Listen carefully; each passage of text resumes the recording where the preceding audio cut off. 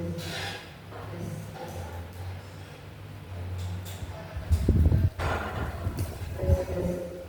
boleh dibuka. Selamat pagi Bapak Ibu guru pendiri hebat. Salam sejahtera untuk kita semua. Puji syukur kita panjatkan kehadirat Tuhan yang besar atas karunia-Nya kita bisa berkumpul di ruangan ini dalam keadaan sehat dan berbahagia. Yang saya hormati Bapak Agus selaku perwakilan dari Dinas Provinsi Kalimantan Barat. Kemudian Bapak Ibu fasilitator yang sudah mendampingi kita bersama-sama selama kegiatan pelatihan pembelajaran mendalam ada Bapak Eko dan Ibu Rizdiana. Kemudian Bapak Ibu peserta pelatihan pembelajaran mendalam batch 1 ini yang sudah kita bersama-sama bertemu dari bulan Juli sampai dengan bulan November ini. Senang sekali kita bisa berkumpul di dalam kegiatan talkshow ini yang mana kami di sini hari ini akan membahas tentang pembelajaran mendalam. Adapun tema yang kami usung di sini adalah menumbuhkan growth mindset dalam kegiatan pembelajaran. Kita tahu di era sekarang ini bukan hanya murid yang perlu bertumbuh, tapi yang paling pertama harus bertumbuh adalah kita sebagai guru mereka. Maka dari itu akan kita laksanakan talkshow membahas tentang growth mindset ini. Dari talkshow ini diharapkan dari Bapak Ibu narasumber nanti akan berbagi tentang pengalaman beliau-beliau selama menerapkan growth mindset di dalam pembelajaran kelas. Karena kita tahu, kita yakin juga bahwa Bapak Ibu yang ada di depan ini dan Bapak Ibu semua, kita semua sudah melalui kegiatan pembelajaran mendalam, pelatihan pembelajaran mendalam, yang tentunya kita pasti sudah menerapkan growth mindset bersama-sama. Nah, maka itu nanti di sini Bapak Ibu narasumber akan berbagi cerita inspirasi juga kepada Bapak Ibu sekalian. Oke, sebelum masuk ke dalam talkshow ini, izinkan saya untuk menyampaikan sebuah pantun. Diminta seperti ya Pak ya, seperti pada yang tadi. Oke, pagi cerah penuh warna. Guru dan murid saling menyapa. Kelompok MIPA semangat berkarya. Tumbuhkan growth mindset di setiap jiwa. Sebelumnya perkenalkan, nama saya Suryati, saya guru IPAS di SMK Gurita, yang pada hari ini saya akan menjadi moderator untuk membantu kegiatan talkshow kita selama 40 menit ke depan. Oke, kemudian langsung saja saya memperkenalkan Bapak Ibu narasumber yang ada di depan kita. Apa kabar Bapak Ibu semua? Bagaimana? Luar biasa dan berbahagia. Bagaimana? Apakah sehat Bapak Ibu? Semoga kita semua tetap dalam keadaan sehat. Oke, di sini di depan Bapak Ibu kami dari kelompok IPA ada 6 narasumber. Narasumber yang pertama ada Ibu Rike Okta Sri Murni SPD. Oke, Ibu Rike ini adalah guru biologi dari SMA 7. Kemudian narasumber yang kedua ada Ibu Rosita Lisa SPD. Ibu Ros ini biasa dipanggil Ibu Ros ya. Ibu Ros ini adalah guru IPAS di SMK Pratiwi. Guru paling muda di sini. Ya, narasumber paling muda juga. Berapa umurnya Ibu Ros? Masih 22. Oh, masih 22 tahun. Kemudian narasumber yang ketiga ada Bapak Charles SPD. Pagi Bapak Ibu. Pagi. Bapak Charles ini adalah guru matematika di SMK Gurita. Kemudian narasumber yang keempat ada Ibu Motika Benedika SPD. Ibu Motika ini adalah guru matematika di SMA Santo Paulus. Narasumber yang kelima ada Bapak Dario SPD. Selamat pagi Bapak Ibu. Pagi. Biasa dipanggil Pak Dar. Pak Dar adalah guru fisika di SMA Santo Ignatius. Dan narasumber kita yang keenam paling ganteng di sini. Oh, Pak Dar sama Pak Dar juga ganteng.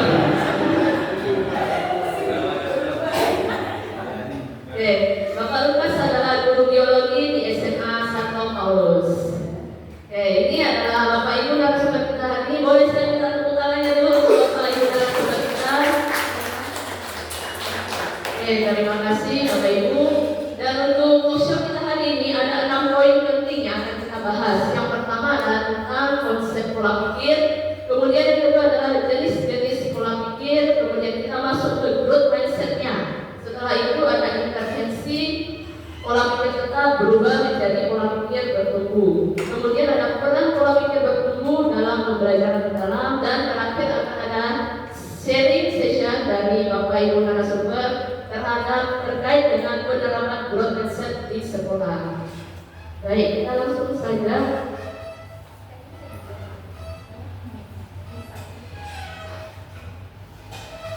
Oke, kita langsung saja masuk ke dalam inti pembahasan karena pengantarnya sudah panjang sekali.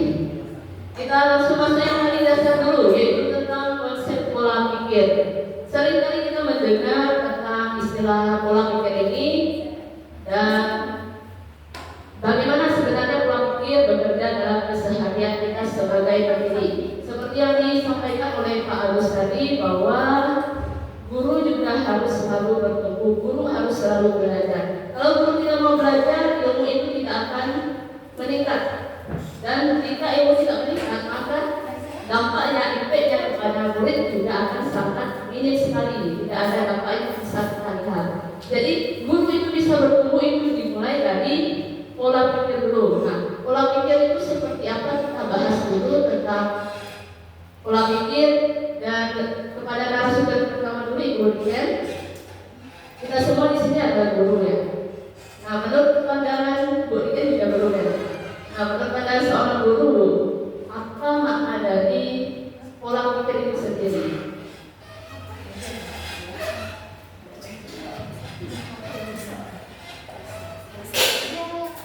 Harus hidup jadi bisa selalu mematikan gitu kalau sebelah. Oke, terima kasih Bu Moderator. Selamat pagi Bapak Ibu semua yang ada di sini. Ketika saya ditanya sama Bu Moderator, apa makna dari pola pikir bagi saya seorang guru, maka mungkin sebelum jawab itu saya menyampaikan sebuah realita yang banyak juga terjadi di sekitar kita, bahwa banyak orang sukses itu, tapi sukses dalam versi secara umum ya Bapak Ibu, justru bukan dari siswa-siswa kita yang dulunya kita kenal akademiknya bagus. Ya, kalaupun ada yang dari akademik bagus, biasanya mungkin standar keberhasilan. Tapi banyak yang tidak kita sangka itu justru dari siswa-siswa kita yang dulunya mungkin biasa-biasa saja. Nah, ternyata pernah saya baca dalam sebuah literatur, hal yang paling mempengaruhi orang dalam kesuksesan itu adalah dia punya pola pikir yang positif. Jadi ketika dia menghadapi tantangan atau kondisi itu, dia anggap sebagai suatu challenge yang membuka peluang dia untuk bisa lebih baik. Makanya rata-rata saya lihat para pengusaha masih punya mindset positif ya. Nah, balik lagi pada pertanyaan dari Bu Moderator tentang apa itu pola pikir. Beberapa hari waktu itu saya nonton podcastnya Pak Suryoto ya, tapi dari situ narasumbernya adalah Pak Jo. Di situ dia menyatakan bahwa pola pikir itu adalah keyakinan, sekumpulan keyakinan yang menentukan reaksi seseorang ketika berhadapan pada suatu kondisi seperti itu. Nah, bagi saya sebagai perspektif dalam kacamata saya mengartikan pola pikir itu adalah cara berpikir kita ketika menghadapi kondisi yang akhirnya mempengaruhi tindakan kita yang akan kita lakukan. Itu Bu Moderator makna sederhana dari pikiran saya sebagai seorang guru adalah pola pikir adalah cara kita memandang, cara kita berpikir sebelum melakukan suatu tindakan. Jadi dari yang saya tangkap itu, Ibu menyatakan bahwa pola pikir itu cara kita memandang sesuatu gitu ya. Dan juga di dalam pembelajaran kelas saya dengar dari Ibu cerita bahwa siswa itu ada yang akademiknya bagus, tapi kedepannya juga mohon maaf saya ulangi, ada siswa yang sukses tapi ketika dia di dalam kelas akademiknya kurang bagus gitu ya. Sebenarnya mungkin tidak terlihat. Tidak terlihat, mungkin dia lebih kepada intelijen yang lain gitu, kemampuan yang lain gitu. Nah, di situ tadi Ibu menyampaikan ada pola pikir positif. Ya, pola pikir positif. Nah, di dalam kelas biasanya diisi, kalau di dalam kelas yang saya ambil itu ada 32 siswa gitu kan. Dan kita tahu bahwa setiap murid itu memiliki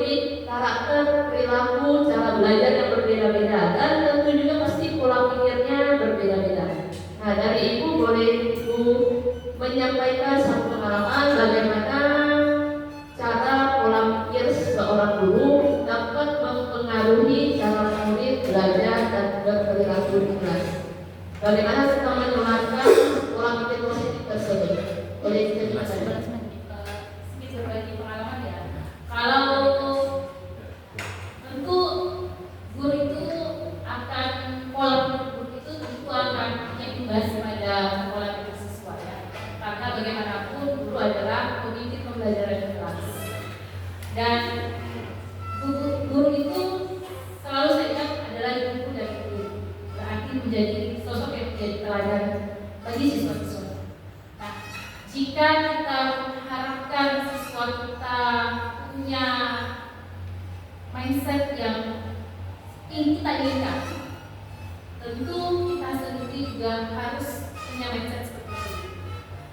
Ya, terlepas mungkin naik turun dalam perjalanan kita dalam bekerja melayani anak, mindset kita naik turun, kadang fix, kadang growth itu lumrah ya. Kita banyak sekali faktor yang mempengaruhi kita sebagai seorang guru. Namun yakinkanlah dulu pada diri kita bahwa sebagai seorang guru kita harus punya pikiran yang positif, terbuka terhadap siswa kita, sehingga dalam mengajar pun kita mengajar dan suasana belajar pun nyaman, siswa pun enak. Pengalaman saya. Terima kasih Bu. Jadi kita sebagai guru harus punya pola pikir yang selalu positif dan juga terbuka terhadap kritikan, masukan, dan pembelajaran yang terbaru ke depannya. Oke, terima kasih Bu untuk penyampaian materi yang pertama ini. Poin yang pertama, setelah memahami konsep dasar tentang pola pikir dan kita tahu bahwa pola pikir itu terbagi menjadi dua, ada pola pikir tetap yang disingkat dengan PPT dan pola pikir bertumbuh yang disingkat dengan PPB. Istilah ini sering sekali muncul, tapi pendalamannya mungkin belum terlalu ya. Kita ke narasumber yang kedua, Ibu Rosinalisa. Tadi seperti yang saya jelaskan, saya sampaikan ada pola pikir, ada dua jenis pola pikir. Boleh Ibu jelaskan secara praktis seperti apa ciri guru yang memiliki pola pikir tetap dan pola pikir bertumbuh? Silakan Bu. Oke, baik. Terima kasih kesempatannya untuk moderator. Untuk melihat apa sih pola pikir tetap, apa dan apa itu pola pikir bertumbuh. Ternyata saya itu untuk mendengar kata tersebut saja tahunya itu pada waktu PM ya. Di luar PM sebetulnya saya tidak tahu apa itu PPT, kira saya PowerPoint. Terus bisa PBB, mungkin pikiran saya itu Perserikatan Bangsa-Bangsa gitu kan. Ya, ternyata berbeda. Ternyata PPT dan PPB itu adalah kayak materi bagian dari materi pembelajaran segala gitu. Nah, untuk cirinya sendiri untuk PPT itu orang yang mungkin memiliki kesulitan untuk berkembang, tetapi itu bukan kesulitan pada diri seseorang untuk berkembang, tetapi ada kemauan yang kurang untuk dapat berkembang. Itu dia mendoktrin bahwa dirinya itu tidak mampu untuk lebih maju. Ya udahlah, di situ aja kayak gitu kan. Aduh, nggak bisa. Di situ ya. Aduh, nggak bisa. Sedikit kata-kata tidak bisa itu sering muncul gitu. Bahkan kalau misalnya Bapak Ibu mungkin pernah mengajar ya, moderator atau rekan-rekan yang lainnya pernah mengajar, belum kita untuk memberikan tugas ataukah tidak bisa Ibu, udah pernah ada kata itu nggak bisa Bu. Apalagi kami kan mungkin di kabinet itu banyak siapa ya, jadi udah bisa Ibu, udah pernah Ibu di SMP tapi kami tidak bisa. Belum, karena mereka itu belum fokus untuk mengerjakan, untuk mengetahui itu belum fokus. Itu untuk para peserta didiknya dan untuk para gurunya mungkin saat diberikan apalagi saat ini kan teknologi itu semakin canggih, setiap tahunnya, setiap pertemuannya mungkin nanti akan adanya teknologi baru, penggunaan aplikasi-aplikasi baru untuk memajukan pendidikan yang ada di Indonesia. Itu adalah harapan para menteri dan pejabat yang lain untuk pendidikan, di mana untuk mempermudah bagi pendidik, mempermudah untuk guru, murid dan segalanya seperti itu. Tetapi untuk PPT yang ada pada guru mungkin mereka masih tertutup. Ya udahlah pakai yang lama aja, ya udahlah pakai metode ceramah aja kayak gitu. Toh mereka bisa belajar dari dulu. Saya ngasihnya ke materi itu tentang menggunakan metode ceramah. Mereka udah lulus, udah jadi para pejabat. Mungkin itu berbeda dengan anak-anak sekarang. Mungkin seperti itu. Mungkin kalau sekarang anak-anaknya itu bosan gitu. Nah, kalau untuk PPD-nya itu misalnya guru itu tadi kalau ada teknologi baru masuk semangat, walaupun awalnya kayak lemah mengikutinya itu kayak udah ayo, walaupun kesannya terpaksa ya, misalnya nggak bisa sih sebenarnya, tapi nggak apa-apa lah, coba dulu. Nah, dari kata coba dulu itu bisa menjadi kayak motivasi untuk satu langkah lebih maju itu lah ya. Ya, menarik sekali ya Ibu Rosina. Di situ saya nangkap bahwa Ibu menyampaikan ada bukan hanya siswa yang beragam ya, guru juga beragam. Nah, di situ ada guru yang muda, kemudian guru yang senior. Dan seperti bukan saya menjudge, tapi kebanyakan survei yang di lapangan menyampaikan bahwa guru yang senior kita mau, mohon maaf bukannya, saya tidak menjudge, saya hanya membaca saja. Kebanyakan guru yang senior tidak mau menerima pembaruan. Ya udah, belajar pakai metode ceramah saja sudah. Ada teknologi baru, apalagi sekarang kita banyak sekali mengenal tentang AI. Sekarang kita banyak sekali diberikan pembelajaran pelatihan tentang AI. Nah, kebanyakan saya mengikuti juga di situ ada beberapa guru senior di situ kayak guru apa gitu, nggak mau ngapain juga belajar gitu kan. Kita sudah sepuh juga di situ. Nah, dari ini Ibu Ros, bisa Ibu menyampaikan bagaimana kita menginterupsi atau kita mempengaruhi guru-guru senior ini untuk bisa berubah dari PPT ini menjadi PPD. Untuk apalagi menggurui ya, tidak mungkin untuk menggurui yang lebih senior karena senior takut juga. Nah, apalagi pejabat-pejabat, wow. Tidak mungkin ya. Jadi mungkin kalau yang bisa saya lakukan ya, tidak mungkin saya melakukan Bu, Ibu seperti itu. Tidak. Jadi yang bisa saya lakukan itu membuat mereka iri terhadap saya. Gitu. Misalnya saat ada tugas dari kepala sekolah apa pembuatan apa segala macam. Misalnya saya sibuk kan, mereka tuh Rosita ngapain Rosita? Ingin dengan itu tugas Bu, Ibu belum. Ya ayo Bu, gitu kan. Jadi kan kalau tugas kita udah selesai itu biasanya guru-guru itu yang lain harus selesai juga. Seperti itu biasanya. Terus yang bisa saya lakukan ya kayak gimana tadi, kalau pernah nih ada di momen dimana saya itu merasa bahwa saya ini juga gak mampu kayak gitu kan ya. Dan waktu PM ini, dengan adanya PM ini, saya baru sadar, baru menyadari bahwa ternyata saya pernah berada di masa PPT. Saya juga pernah berada di masa menjadi orang yang PPT. Kenapa? Saat mengisi kuesioner yang kemarin itu di LK itu, kan ada tuh LK yang kita isi, di mana itu menentukan apakah kita masuk ke dalam kategori orang yang PPT atau PPB. Nah, ya karena Bapak Ibu sebelumnya sadar itu juga mempengaruhi Bapak Ibu yang ada tuh isiannya misalnya apakah kemampuan Anda tidak dapat ditingkatkan, apakah kemampuan Anda hanya sampai di situ. Dan di situ saya menyadari ketika saya melihat skornya itu, ternyata saya masuk kategori orang yang PPT. Nah di situ saya baru sadar, loh ternyata saya orang yang PPT ya. Kenapa? Karena saya berpikir bahwa kemampuan saya tidak bisa diubah. Kemampuan saya hanya di situ, jati diri itu tidak dapat diubah. Ternyata ketika saya masuk ke dalam pelatihan pembelajaran mendalam ini, saya menyadari bahwa saya masih termasuk golongan orang yang PPT. Walaupun dari usia saya lebih muda, saya teknologi bisa dikatakan tidak dipungkiri saya juga pernah di posisi PPT. Di situ, tapi ketika saya waktu IHP kegiatan pengimbasan ini di sekolah, ternyata guru-guru itu juga tidak se-PPT itu. Harapan saya kan, wah saya kayaknya bakal PPT sama PPT ini sama guru-guru yang lain. Ternyata saat pengimbasan, saat mengisi kuesioner itu tidak. Guru-guru di sana alhamdulillahnya itu skornya 50. Karena kan targetnya kemarin 60-an ya.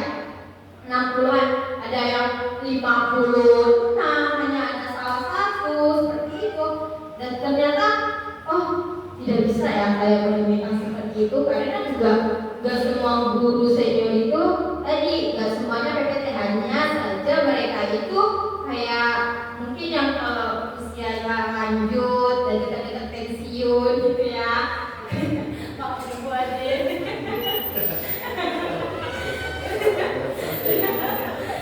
Iya. Apa juga terus itu.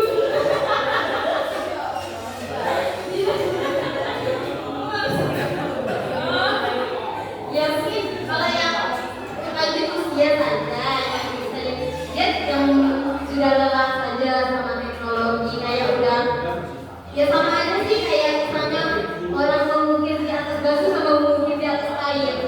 Ya kan, kalau udah tua namanya mengukir di atas air, nanti hari ini belajar besok lupa.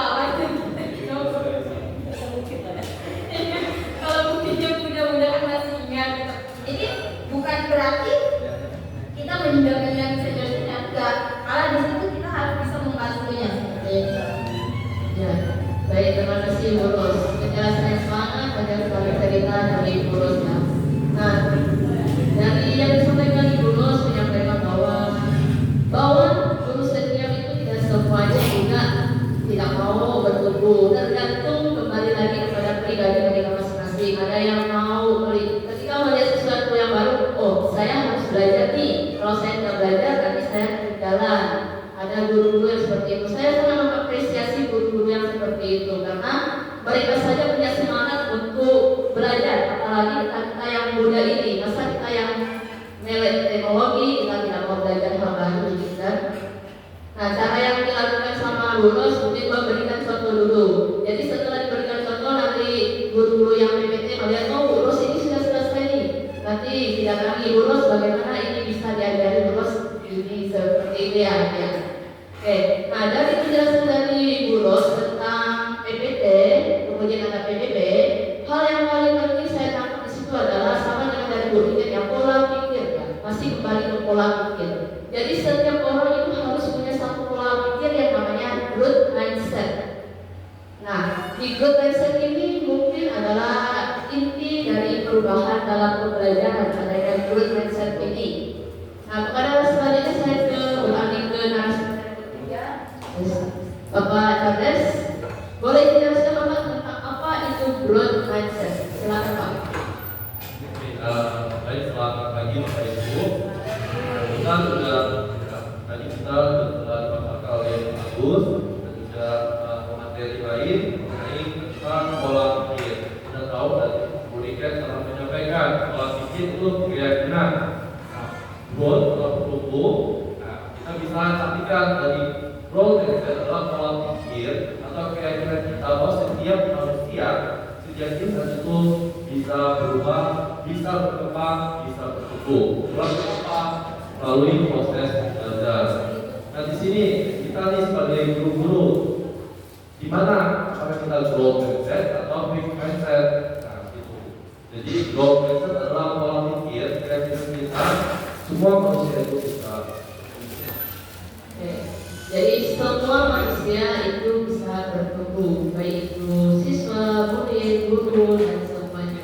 Nah, saya ingin tahu lebih dalam lagi, bagaimana cara kita ini sebagai guru, bagaimana cara menumbuhkan growth mindset di dalam diri guru terlebih dahulu. Karena dari guru ini pasti akan ada impact-nya kepada muridnya.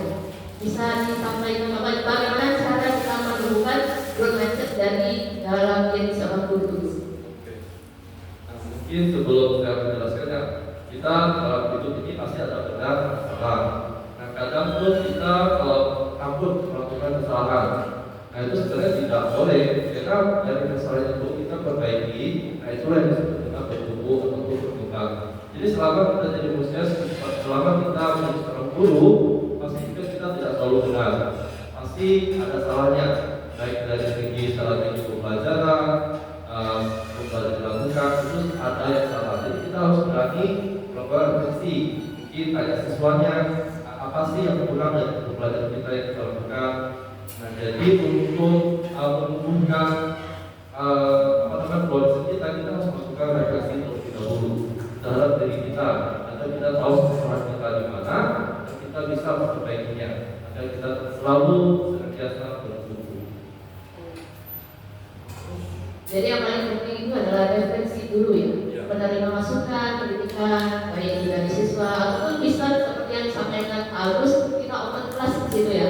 Jadi kita open class, nanti ada masukan dari guru-guru yang lain, bukan hanya tentang cara kita mengajar, tapi bagaimana cara kita bersikap di dalam kegiatan kelas. Oke, itu cara melakukan growth mindset pada diri seorang guru. Nah sekarang kita beralih ke muridnya. Bagaimana cara kita menurunkan growth mindset kepada murid? Boleh dicoba? Oke, ya seperti tadi kata Bu Rosita, kalau kita ingin menumbuhkan growth mindset kepada siswa, kita boleh dari diri sendiri kita harus beri contoh dan menjadi teladan.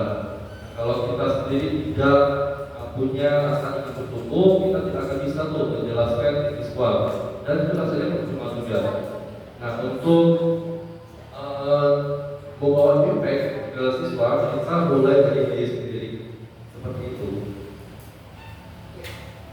Jadi harus benar-benar dari guru dulu. Setelah dari guru baru kita bisa menularkan hal positif tersebut kepada siswa. Oke, terima kasih Pak Charles.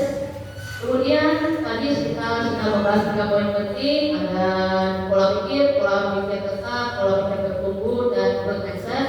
Nah tadi di growth mindset tersebut juga sudah dibahas tentang bagaimana kita harus selalu berpikiran positif. Nah kita kembali ke PPT dan PBB. Kadang kita menemukan murid atau bahkan guru yang masih terjebak dalam pola pikir tetap. Kalau tadi yang dibahas oleh Bu Ros hanya mungkin di permukaannya saja, kemudian ada cerita pengalaman dari Bu Ros.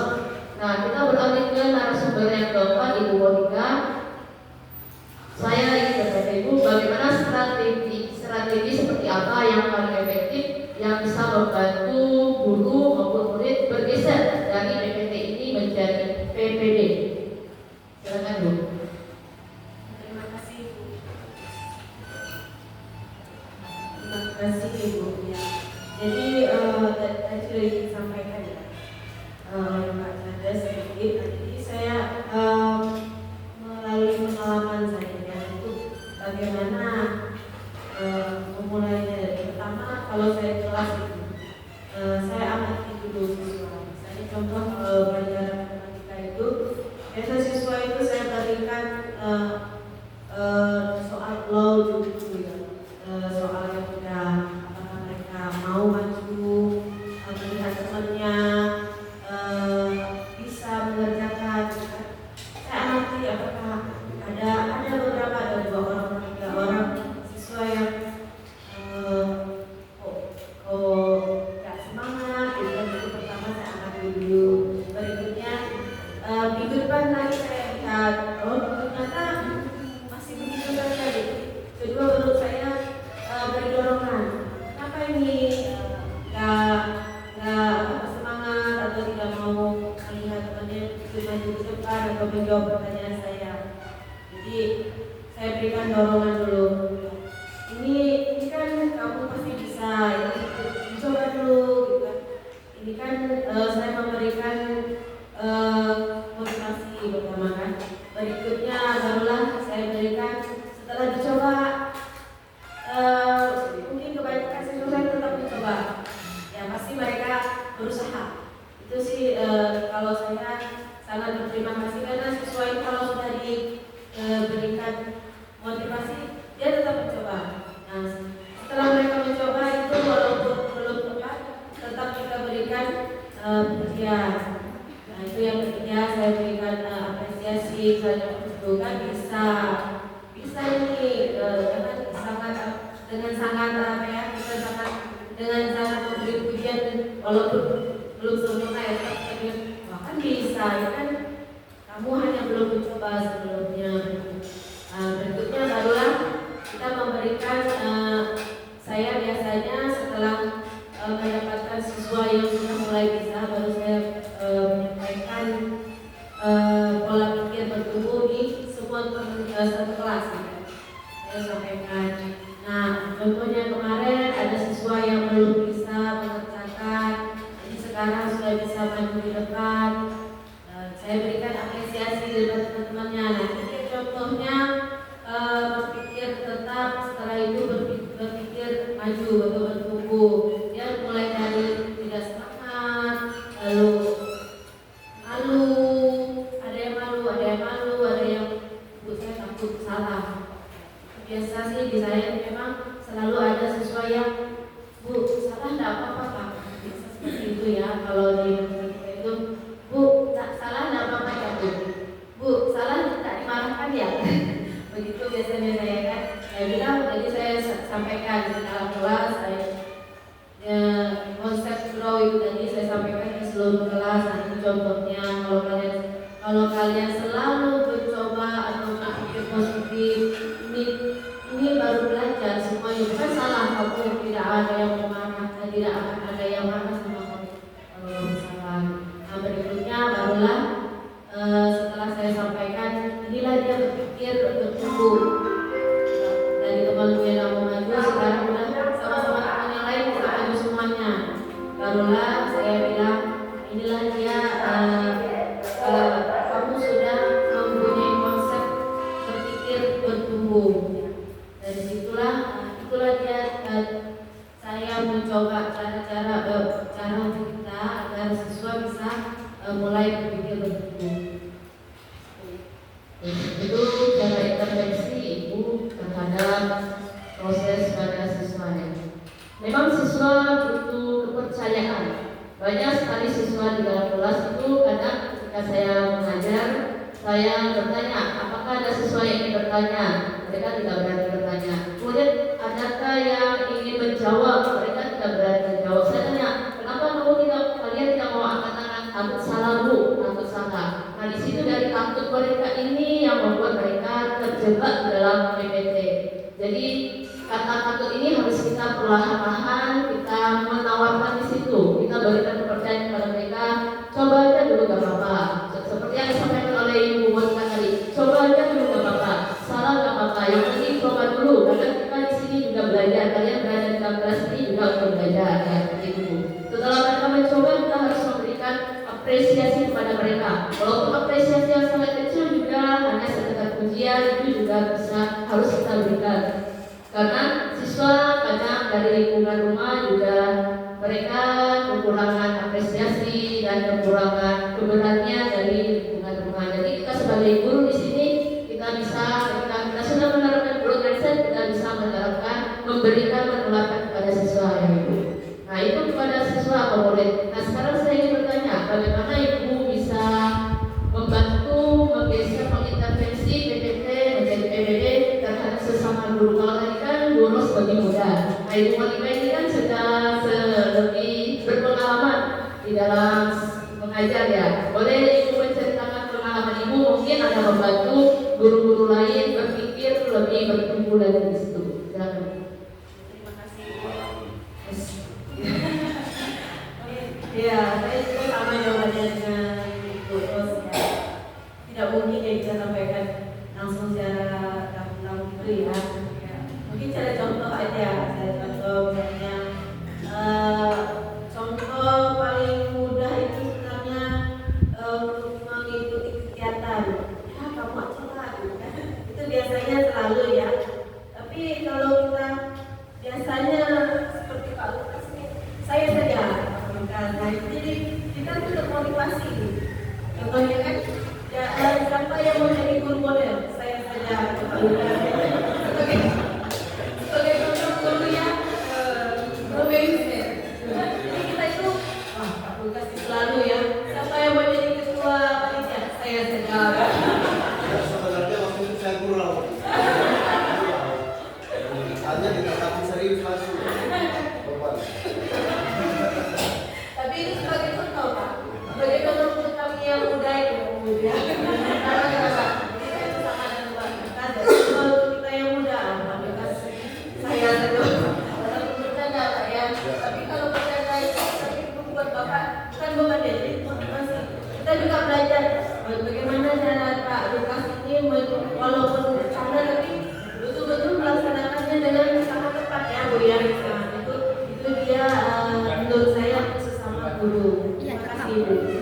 Kan nggak live, nggak rekam video. Nanti bisa diupload di YouTube. Kita dari awal juga sudah berpikir ini dan beberapa kali ada kegiatan apa yang ditunjuk, siapa yang mau, lalu kasih tahu bilang saya saja. Jadi kita merasa wah ini salah satu contoh yang bagus dalam mindset ini. Kami punya model contoh yang bagus dari seorang guru yang lebih senior di sini. Jadi apapun itu kalau kasih saya saja. Jadi kami juga senang di situ. Jadi kita siap. Dulu Bapak Lukas.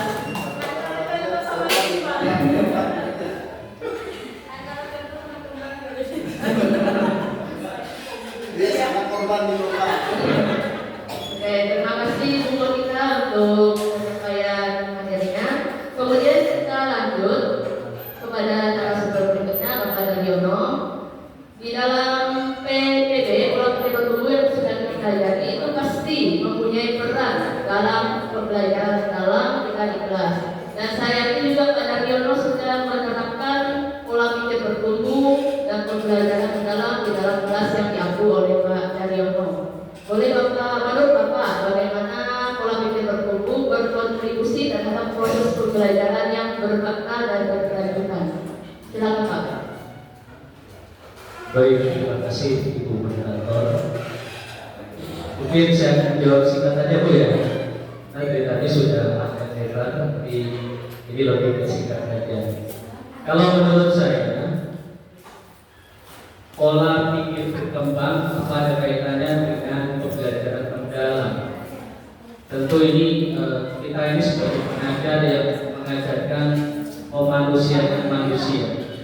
Tentu modal dasar memang harus kita kaitkan dengan berpikir.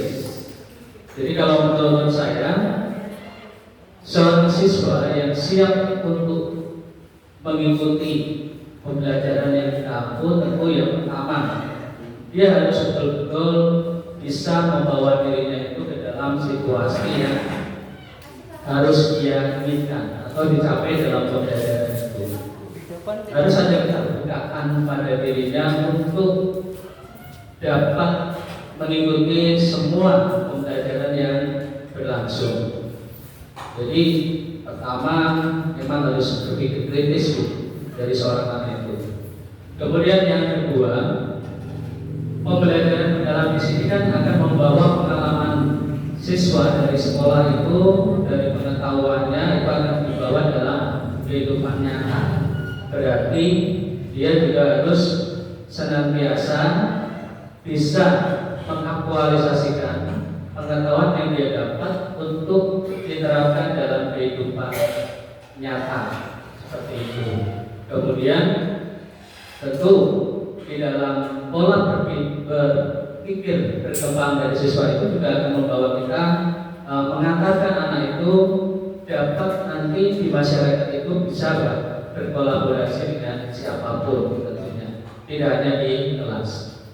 Kemudian kalau misalnya di sekolah yang sudah saya lakukan dalam mengantarkan pembelajaran ini, memang saya selalu mengajak siswa itu untuk pertama itu melihat kondisi sekitarnya. Jadi supaya apa yang nanti dia akan dapatkan dengan konsep yang akan dipelajari itu akan senantiasa dia betul-betul, oh ini pengalaman saya, oh ini pengetahuan baru yang saya dapatkan, ternyata ada relevansinya seperti itu. Jadi itu mungkin dari apa yang saya alami dalam setiap proses, itulah yang nantinya proses berpikir yang berkembang itu juga akan mendapatkan pembelajaran mendalam bagi siswa itu sendiri. Itu menurut pendapat saya. Terima kasih Bapak. Jadi bisa disampaikan bahwa PBB itu sangat berperan penting untuk penerapan pembelajaran di dalam kelas. Nah, boleh diceritakan Bapak bagaimana tanda-tanda bahwa kelas kita itu sudah menerapkan pembelajaran dalam di situ? Silakan Pak. Baik. Pembelajaran dalam ini pengalaman yang saya lakukan ya di sekolah saya. Jadi memang seperti Bapak Ibu guru yang lain, mungkin dari dulu siswa itu merasa bahwa apa yang mau ingin sampaikan itu selalu takut dan takut. Jadi kalau sekarang ini ketika saya mengajar, dan ini juga sudah sering kami lakukan sebenarnya sebelum ada pembelajaran mendalam ini pelatihan, bahwa siswa itu memang rata-rata pada umumnya itu takut, apalagi kalau dengar fisika. Kadang saya sendiri sebagai guru fisika, bagaimana saya menumbuhkan pembelajaran yang betul-betul bisa disukai siswa, dan itu tantangan dari saya. Dan ternyata kalau kita menggunakan pendekatan pembelajaran mendalam yang sudah kita pelajari dari Juni sampai sekarang ini, ternyata secara tidak langsung sebelumnya saya juga sudah melakukannya. Nah, misalnya begini, ketika tadi ada siswa yang bertanya dan Pak, saya akan mencoba menjawab, tapi nanti kalau salah Bapak jangan hukum saya. Itu pertanyaan pertama yang selalu ditanyakan apalagi yang salah. Kemudian saya coba gurau, ya nanti kamu dihukum seperti ini. Tapi itu tidak. Saya sudah mencoba menguatkan supaya siswa itu mau mencoba dan mencoba. Itu intinya. Dan ini tentu hasilnya juga signifikan. Kalau kita lakukan apa yang mau pengalaman yang harus dilakukan siswa untuk pembelajaran itu, sehingga dia betul-betul bisa melakukan apa yang dia inginkan sesuai dengan konsep yang dia pelajari. Dan yang paling sering saya katakan di sini adalah ketika dia mengerjakan soal, terutama mengerjakan soal, saya berusaha untuk mengajak anak-anak itu untuk bisa memberikan penjelasan atau presentasi. Karena apa? Kita tahu bahwa dengan dia berpresentasi, dia bisa tahu paham atau belum dari pembelajaran yang sedang dia proses alami itu. Kalau dia hanya sekedar menyontek, ya dia tidak akan bisa untuk memberikan penjelasan seperti itu. Mungkin itu yang lebih baiknya nanti ditambahkan. Begitu. Terima kasih Bapak. Jadi sebenarnya kita juga semuanya secara tidak langsung sebelumnya sudah menerapkan pembelajaran di dalam kelas.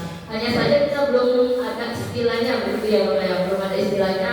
Nah setelah kita ikuti pelatihan ini, oh ternyata ini pernah kita terapkan di dalam kelas, oh ini pernah kita lakukan di dalam kelas, dan sekarang kita sudah menemukan istilahnya yaitu pembelajaran mendalam.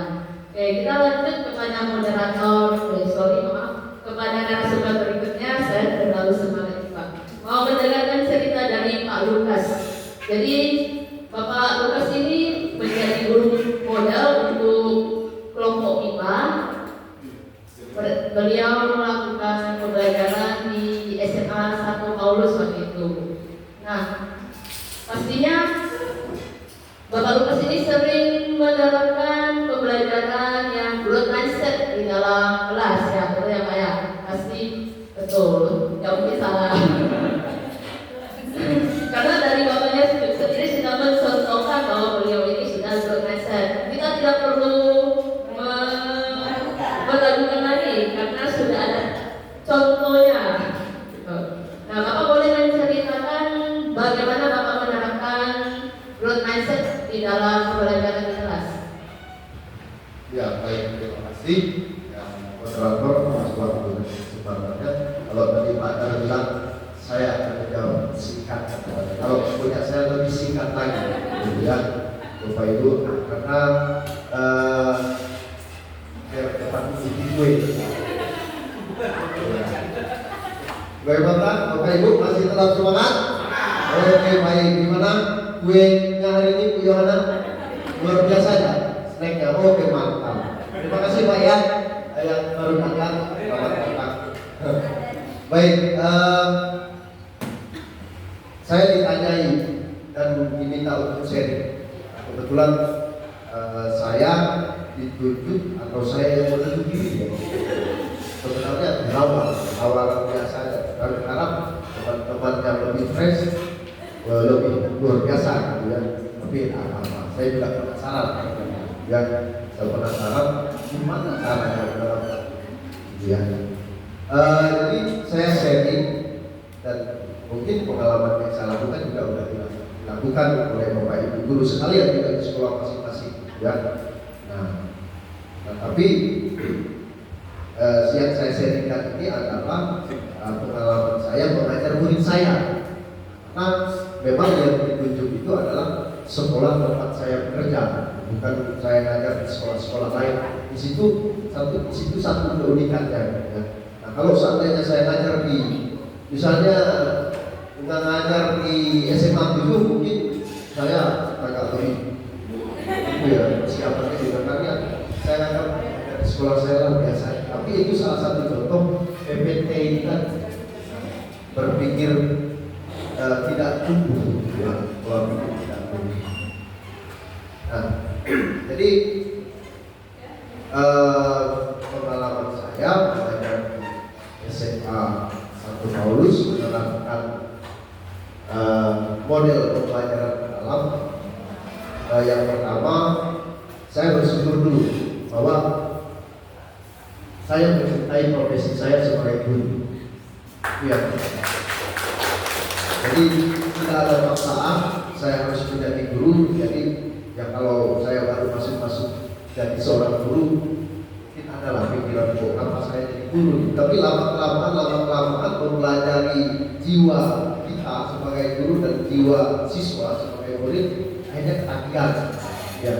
Jadi ketagihan bagaimana merubah cara berpikir manusia itu ternyata banyak sensasinya.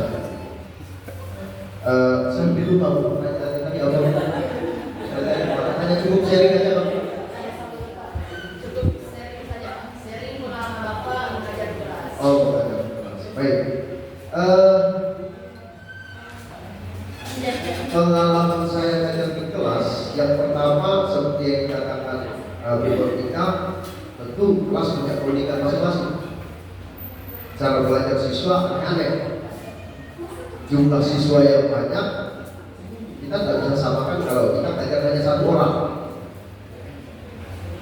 Patokannya adalah pembelajaran mendalam, ya.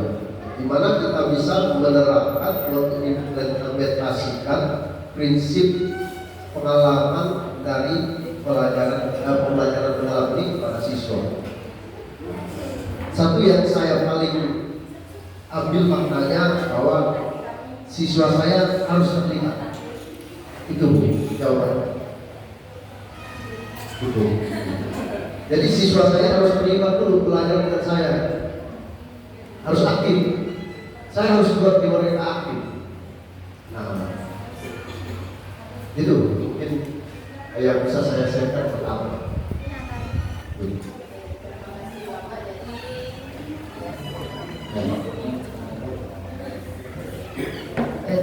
Jadi untuk menumbuhkan potensi di dalam kelas, yang pertama kita harus melibatkan siswa. Jadi siswa itu di dalam kelas bukan sebagai boneka ya Bapak ya.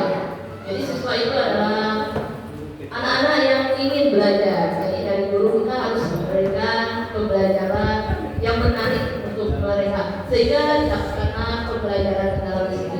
Apakah masih ada yang mau di-sharingkan Bapak? Baik, saya benar-benar minta pertanyaan lagi. Mudah-mudahan ada pertanyaan lanjutan. Baik, jadi yang berikutnya saya berterima kasih juga kepada kepala sekolah saya yang menunjuk saya bersama teman-teman mengikuti kegiatan pembelajaran pertama. Dan ini menjadi hal yang sangat baru. Saya berterima kasih, bersyukur. Jadi dengan bersama teman-teman kita merubah persepsi bersama. merubah persepsi bersama bagaimana sebenarnya pembelajaran mendalam itu. Tadi sudah disampaikan oleh kawan-kawan, mulai dari pola pikir bertumbuh, kemudian ada istilah mindset, kemudian ada intervensi, kemudian mempengaruhi guru lain supaya mau beranjak lebih maju. Nah, jadi melalui pembelajaran mendalam, terus terang saja saya katakan bahwa cara mengajar saya harus saya ubah. Cara mengajar, ya. Cara mengajar harus saya ubah. Nah, kemudian bagaimana cara merubahnya? Yaitu tadi memahami betul-betul tentang apa yang dimaksud dengan pembelajaran mendalam, mulai dari bagaimana pengalaman yang harus dilakukan siswa atau yang dialami guru itu sendiri. Apakah mereka senang dalam belajar pada saat itu, atau mereka betul-betul terlibat dalam kegiatan belajar pada saat itu pengalaman. Kemudian bagaimana dengan rencana pembelajaran yang harus kita buat, karena memang seutuhnya menurut saya kesuksesan dalam menyampaikan materi ke siswa itu harus berawal dari rencana pembelajaran itu. Harus dibuat rencananya. Seperti yang disampaikan Pak Agus tadi, tidak mungkin itu langsung hari ini kita ngajar buka buku lah, akhirnya aja lah, tidak bisa.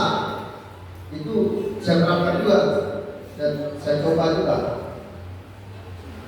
Karena tidak bisa kita paksa bahwa saya biasa ngajar gitu kan, tapi lihat materi tentang sel, lihat buku paket, ini aja kasih karena anaknya malah takut di dalam kelas. Jadi itu saya coba, saya terapkan. Anaknya tidak aktif, banyak ngantuk, bertanya tak mau, karena apa? Malas mereka, karena tidak dilibatkan. Jadi memang sebenarnya kita buat perencanaan. Setelah buat perencanaan, nah dalam perencanaan pembelajaran ini kan kita semua pasti tahu ada tahapan-tahapan. Nah, yang paling di luar kepala kita sebagai guru ada tahapan pendahuluan yang diisi dengan sitak-sitaknya, ada persepsi, kemudian menyampaikan tujuan pembelajaran, kemudian menyampaikan skenario. Nah, biasanya kalau saya siswa mempengaruhi anak supaya mau terlibat dalam belajar pada saat tidak persepsi. Nah, biasanya kita justru di pendahuluan itu paling tidak kita alokasikan 15 menit. Kalau SMA kan 90 menit pembelajaran. Jadi dalam SMP kita atur pendahuluan itu 15 menit kita alokasikan. Nah, 55 menit saya pengaruhi anak. Saya pengaruhi bahkan bisa lebih, karena saya anggap fondasinya di situ sebelum masuk kegiatan pembelajaran. Mempengaruhi anak supaya dia terlibat berpikir dalam pelajaran tadi. Nah, maka meskipun kita temui anak yang ngambil kawan, nah itu saya anggap adalah keterampilan siswa, ya, keterampilan siswa. Nah, satu lagi yang paling saya tanamkan dalam pembelajaran dalam ini, saya tidak mau lagi menjustis anak bahwa itu tidak mau belajar. Dan ternyata ya memang kita harus terampil, kita harus terampil membangun proses belajar supaya anak terlibat itu ya memang harus terampil. Nah, seperti yang biasa saya lakukan menerapkan ini.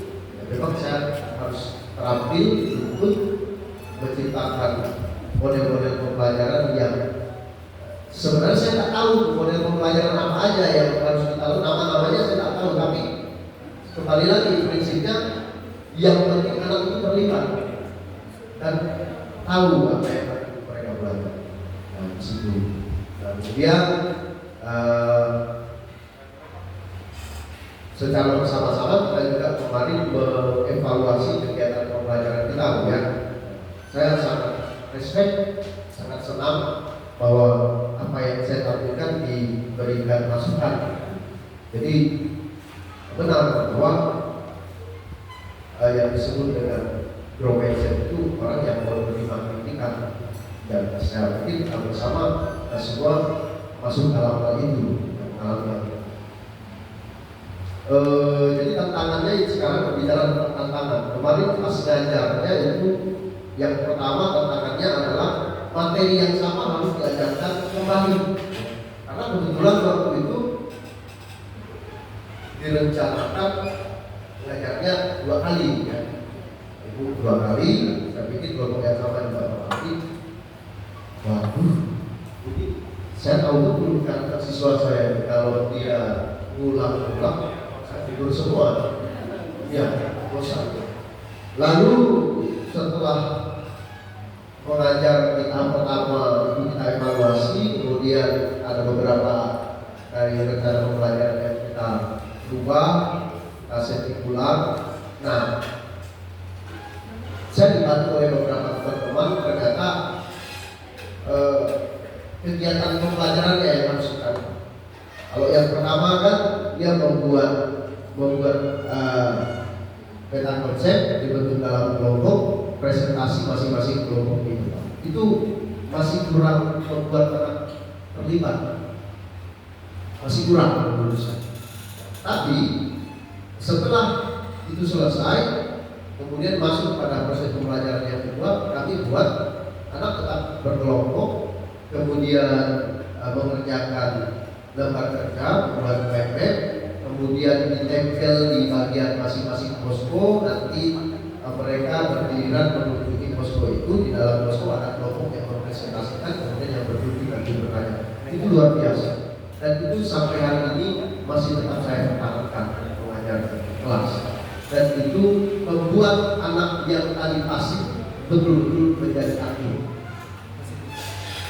Saya pikirnya gini dulu, tapi ada lagi tantangannya. Ada siswa yang nanya aneh-aneh. Di luar dari konteks materi, tapi saya biarkan.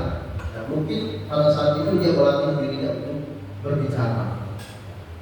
Jadi keterampilan berbicara nampak, keberanian nampak, keterampilan membuat pertanyaan nampak. Ya itulah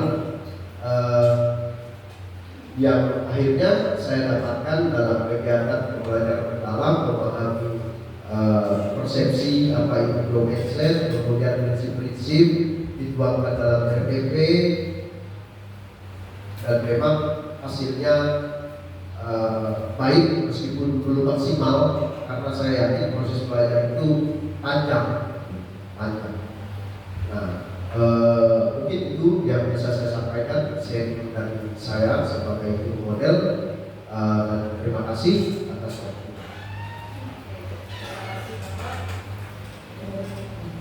Cerita yang sangat menginspirasi dari Pak Lukas ya, setelah menjadi guru model di dalam pembelajaran dan juga selama pembelajaran di kelas. Nah, sebenarnya kami narasumber yang lain di sini juga ingin sharing, tapi karena kalau waktu yang sudah mau habis ya. Selanjutnya kita masuk ke sesi tanya jawab. Apabila Bapak Ibu ada yang mau ditanyakan, boleh disampaikan. Kalau tidak ada, kami akan mengakhiri sesi yang pertama ini. Ada Bapak Ibu yang bertanya? Silakan Pak Natalis. Tidak usah pakai mikrofon, tidak apa-apa. Oke, baik Pak. Keras. Siap Pak. Terima kasih atas waktunya.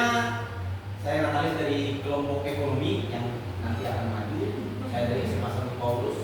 Kebetulan mengajar ekonomi. Yang ingin saya tanyakan berhubungan dengan job mindset. Kalau tadi bagaimana kita bisa mengintervensi sesama, mengintervensi peserta ini? Yang ingin saya tanyakan, bagaimana cara kita mengintervensi atasan kita? Dia pola pikir kita. Karena ini menarik, karena dari kemarin kita juga nggak berani katanya. Maka kita harus mulai, tidak dapat teman bagaimana caranya kita mengintervensi atasan yang pola pikirnya tetap. Terima kasih. Baik, terima kasih Bapak. Jadi bagaimana kita bisa mengintervensi atasan kita yang dari pola pikir kita menjadi pola pikir tersebut? Bapak Daryono yang akan berbicara. Baik Pak, terima kasih pertanyaannya luar biasa. Kalau mengintervensi dalam artian di sini kan mengintervensi hal yang baik. Jadi apa yang kita bicarakan hari ini, bagaimana mengubah mindset berpikir yang tidak tertumbuh menjadi berkembang gitu ya. Jadi kalau kita mau mengintervensi atasan dalam hal mungkin kebijakan-kebijakan yang tidak sesuai, saya pikir Bapak harus menunjukkan sesuatu yang memang betul-betul itu bisa diterima oleh atasan. Yang jelas bagaimana kita mengubah sesuatu yang tidak mungkin bisa menjadi mungkin, itu perlu suatu realita yang mungkin bisa dikaitkan dengan kebijakan-kebijakan yang dibuat oleh para pemimpin kita. Saya pikir kalau memang kita punya atasan yang mungkin sulit untuk berubah, itu mungkin ada sesuatu yang tidak bisa kita kendalikan sebagai guru. Saya pikir yang perlu kita miliki adalah kita tunjukkan etos kerja kita, ya, supaya nanti apa yang menjadi pemikiran yang tadi atasan kita yang mungkin tidak berkembang, menjadi berkembang dengan prestasi-prestasi yang kita miliki dari diri kita sebagai guru ataupun siswa-siswi yang kita ajar. Mungkin itu akan pelan-pelan akan mengubah mindset. Program-program yang baik yang bisa dilakukan, kita lakukan dengan baik, dan itu mungkin akan menjadi cara bagaimana kita bisa menerapkan untuk mengubah pola kebijakan-kebijakan yang dilakukan oleh para pemimpin kita. Itu mungkin dari saya, Pak. Mungkin dari teman-teman yang lain bisa menambahkan.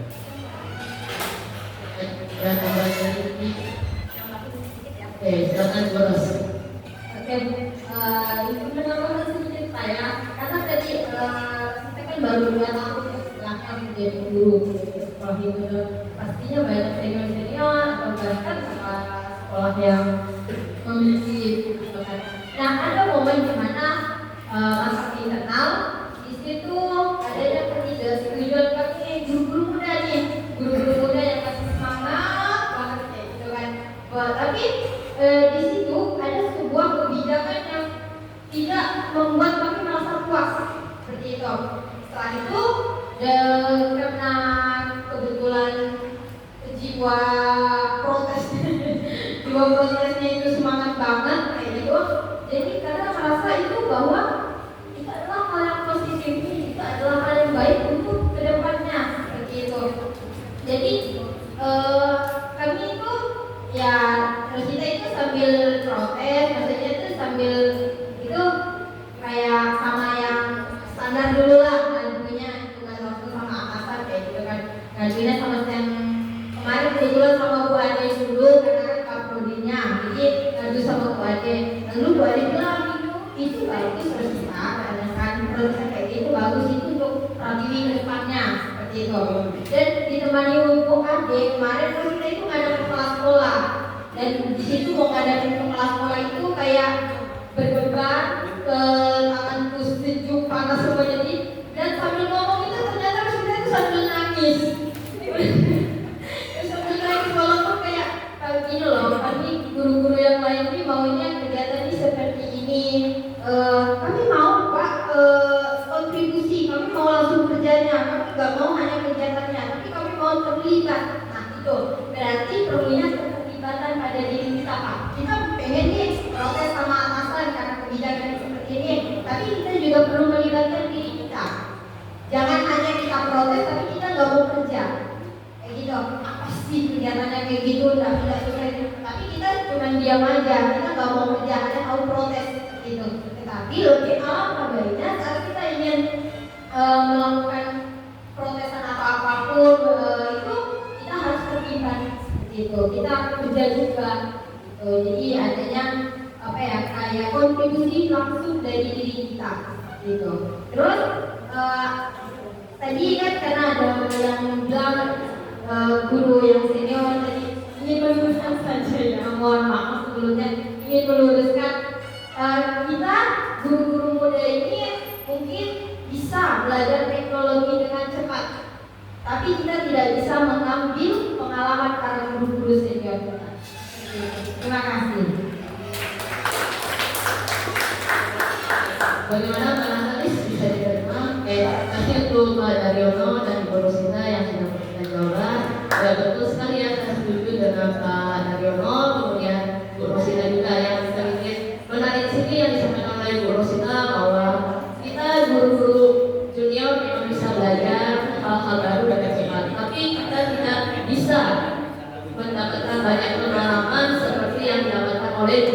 senior. Jadi itu juga suatu apresiasi yang sangat besar dari kami guru muda kepada guru senior. Pengalaman-pengalaman yang paling berharga itulah yang paling bernilai dari guru senior tersebut. Oke, karena waktu kita yang tidak mencukupi, jadi untuk sesi tanya jawab kita hanya buka satu pertanyaan saja. Terima kasih Pak Tari sudah bertanya. Nah, kita sudah sampai di akhir kegiatan workshop kita hari ini. Boleh kita beri tepuk tangan narasumber kita hari ini? Oke, Bapak Ibu narasumber kita sudah memberikan banyak sekali tentang materi, kemudian pemahaman beliau tentang pembelajaran mendalam, tentang pola pikir harus dimulai dari pola pikir positif terlebih dahulu, baru kita bisa mempengaruhi orang lain. Kemudian kita harus selalu melibatkan siswa di dalam pembelajaran kita, jangan dijadikan sebagai hanya patut saja. Siswa harus kita libatkan secara aktif di situ. Dan kemudian pembelajaran pengetahuan yang sudah kita ajarkan di dalam kelas, kita harus aktualisasikan pengetahuan itu di dalam kehidupan nyata kita. Nah, dari akhir ini yang bisa saya simpulkan bahwa untuk mencapai PM pembelajaran dalam harus ada pola pikir terlebih dahulu. Dari pola pikir itu muncullah yang namanya growth mindset.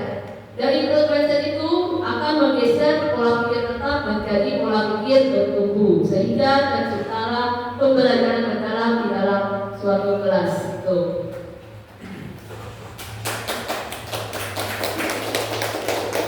Oke, baik. Saya menyampaikan terima kasih kepada Bapak Ibu narasumber yang hari ini sudah sangat luar biasa menyampaikan materi untuk kita semua. Kemudian saya menyampaikan juga banyak terima kasih untuk Bapak Ibu peserta pelatihan dalam ini yang sudah bersama-sama mengikuti mendengarkan workshop kita. Nah, sebelum saya menutup workshop ini, izinkan saya menyampaikan dua buah pantun. Sore menjelang cahaya terbentuk, obrolan hangat bermakna mendalam, ilmu dan semangat kita terus hidup dengan progres bangga jadi gemilang. Satu lagi Bapak Ibu, elok lihat pelangi di langit sana, warnanya cerah menutup acara. Kelompok IPA pamit dengan gembira. Sampai jumpa di kesempatan yang berharga. Sekian dari kami, terima kasih dan selamat pagi. Saya kembalikan kepada MC kita, Pak Daniel. Baik, sekali lagi terima kasih Bapak Ibu semua. Baik, kita jumpa lagi. Terima kasih dari Bapak Ibu yang sudah menceritakan tentang OMG Algi dan kemudian